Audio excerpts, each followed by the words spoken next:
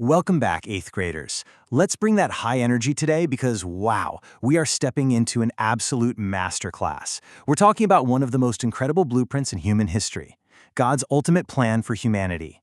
And we're using the book of Romans as our guide to see exactly how this plan is essentially a giant, wide-open invitation for literally everyone. So grab your notes. We're going to look at the big picture of faith, history, and most importantly, how you fit into the whole shebang. But before we get into the nitty-gritty, I really want you to think about a big question.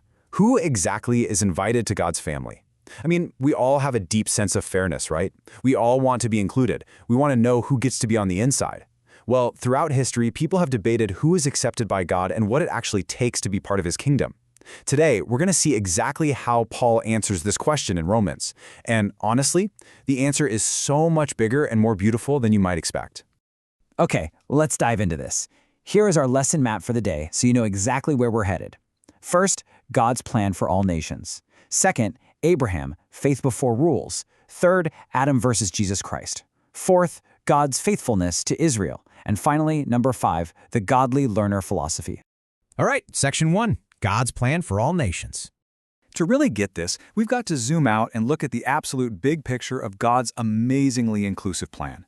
And to understand Romans, we need to start with an absolutely crucial vocabulary word, Gentiles. Whenever Paul talks about the nations or the Gentiles, he's talking about people from outside Israel. Basically, if you weren't born into a Jewish family with Jewish heritage, you were a Gentile. You are part of the nations. Paul is trying to teach us that God's plan through Jesus Christ reaches way beyond just one single group of people. Actually, just listen to our memory verse for the day from Romans chapter 10, verse 12. For there is no distinction between Jew and Greek, for the same Lord over all is rich to all who call upon Him. Catch that? No distinction. None at all. The gospel of Jesus Christ offers the exact same mercy and the exact same salvation to people of every single background. Whoever calls on the name of the Lord shall be saved. It's an open door. But what does it mean to actually accept this invitation?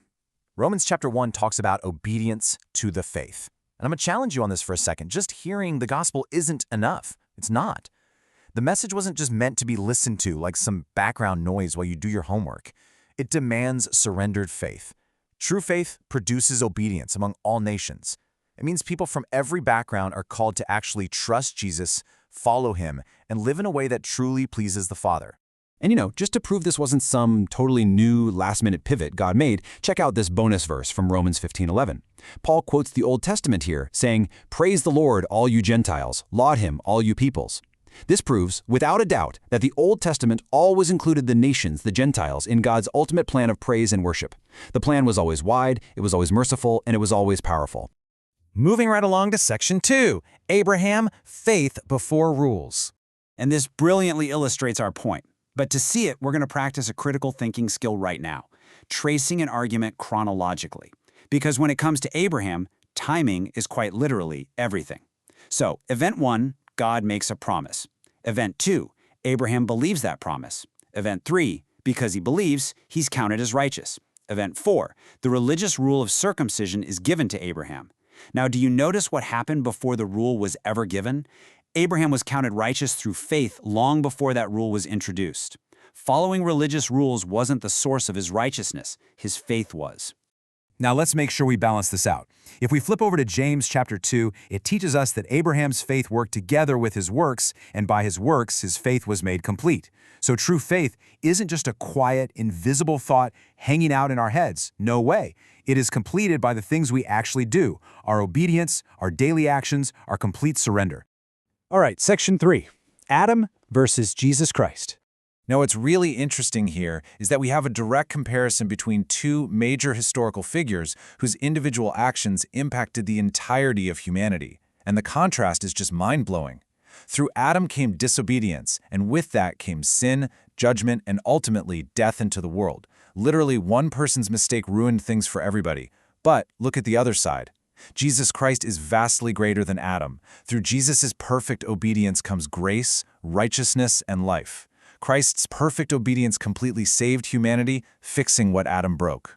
And you've got to realize the entire Bible has been building up to this massive victory. It's not like the Old Testament just forgot about Jesus until he suddenly showed up in the New Testament. Not at all. It continually points forward to him through God's promises, his prophecies, these amazing historical examples, the sacrifices, the warnings, and all the deep teachings on salvation. Every single bit of it was secretly pointing forward to this ultimate victory over sin. That brings us to section 4, God's faithfulness to Israel.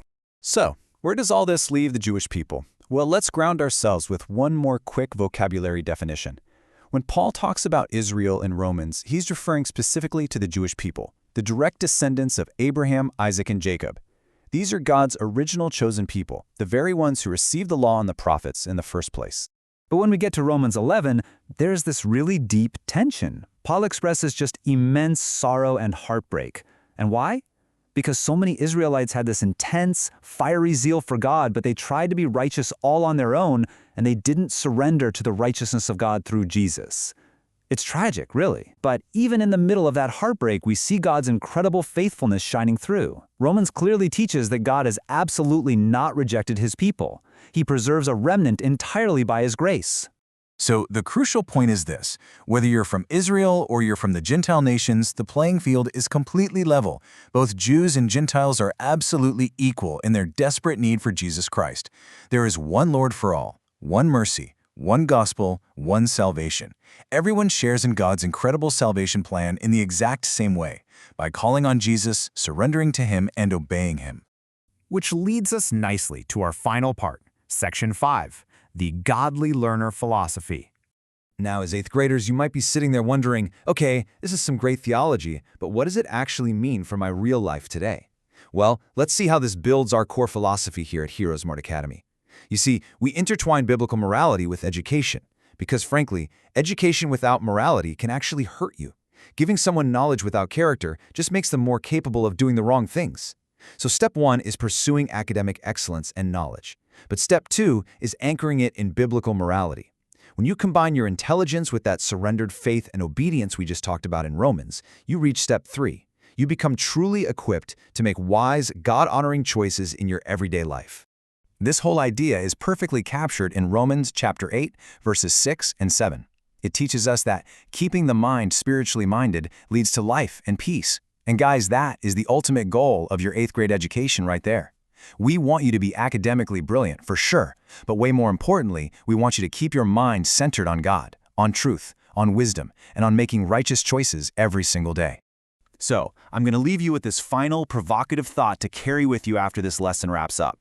How will you use your academic excellence to honor God and build his inclusive kingdom today? Remember, you are invited to be part of this incredible worldwide plan. The real question is, how will your daily choices, your faith, and your obedience reflect that you've accepted the RSVP? Think about that as you go through the rest of your week. Stay focused, stay spiritually minded, and keep learning.